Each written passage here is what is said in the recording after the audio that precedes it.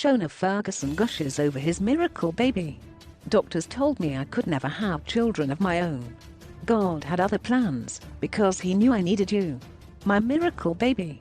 Actor Shona Ferguson has opened up about how doctors told him he and his wife Connie would never have children, but God had other plans for the couple.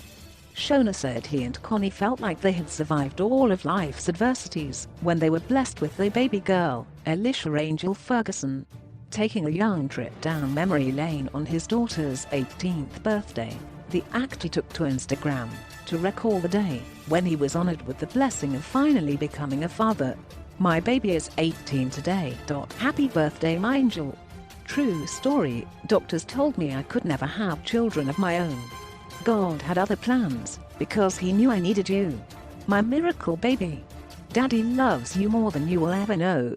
I was right there when you came into this world and I will always be there whenever you need me. Sharp feed. Happy birthday, Juice.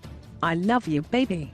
Connie also wished her twinnie and, in a heartfelt post, expressed how she was lost for words at her daughter reaching the milestone. 18. Is that you? OMG, how time flies. I'm lost for words.